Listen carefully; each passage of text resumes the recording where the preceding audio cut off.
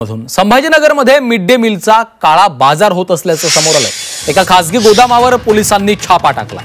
त्यात सरकारी धान्याची शेकडो पोती जप्त करण्यात आली आहेत। तिथं मिड डे मीलसाठीची असंख्य पोती धान्य गोदामातून जप्त करण्यात आलंय।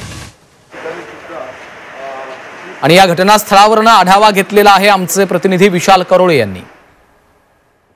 एफसीआय मधनं मोठ्या प्रमाणात धान्य या ठिकाणी येत होतं आणि ते खासगी पोत्यांमध्ये भरल्या जात होतं हे तर आपल्याला उघड झालेलं आहे। मात्र एक वेगळी गोष्ट आता या ठिकाणी आढळते मी तुम्हाला दाखवतोय। महाराष्ट्र शासनाचं हे एनर्जी डेन्स तूर डाळ खिचडी प्रीमिक्स आहे। म्हणजे हे कशासाठी देण्यात येतं तर गरोदर महिला, स्तनदा माता व किशोरवयीन मुलींकरता प्रोटीन्स मिळावं, चांगलं खाद्य त्यांना मिळावं यासाठीचं ही सगळी पॅकिंग आहे। आणि ही सगळी पॅकिंग महिला व बाल कल्याण विभाग हा ठिकठिकाणी अंगणवाडीला पुरवत असते। जर अंगणवाडीला पुरवणारं हे सगळं धान्य आहे याचे अनेक इथे आपण बघतोय की अनेक पॅकेट्स इथे ठेवलेले आहेत। अंगणवाडीला थेट शासनाकडनं पुरवल्या जाणारं हे सगळं साहित्य या खासगी गोडाऊनमध्ये आलं कसं असा प्रश्न या निमित्तानं उपस्थित होतोय। हे सगळी सामान इथं अनलॉक केलं जायचं, म्हणजे अनलोड केलं जायचं, यातनं हे धान्य काढलं जायचं आणि स्वतःच्या पॅकिंगमध्ये हे सगळं धान्य भरण्यात येत होतं आणि त्यातून हे बाजारात विक्रीसाठी जात होतं की काय असा सगळा संशय या निमित्तानं निर्माण झालेला आहे। काही अधिकारी सुद्धा या ठिकाणी आलेले आहेत। ते डीएसओ म्हणजे जिल्हा पुरवठा अधिकारी या ठिकाणी आलेले आहेत। ते सुद्धा आता या सगळ्यांची इथं पाहणी करत आहेत।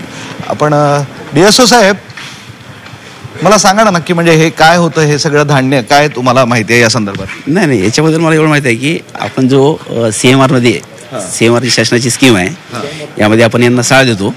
जे आपले साळ ग्रोइंग जिल्हे आहेत त्या जिल्ह्यामध्ये देतो। त्यातली ही एक मिल आहे आमची गजानन ॲग्रो सेल्स कॉर्पोरेशन। साळ म्हणजे नक्की काय?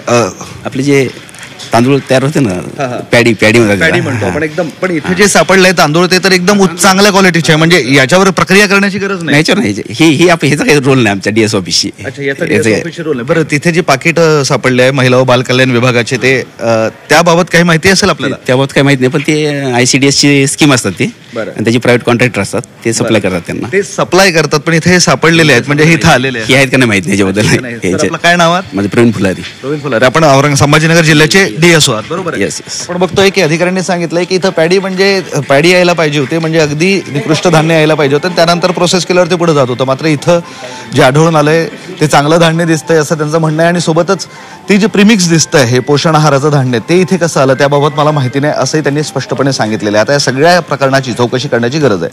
व्हिडिओ जर्नलिस्ट मोहम्मद तौफिकसह विशाल करोळे, झी मीडिया, छत्रपती संभाजीनगर।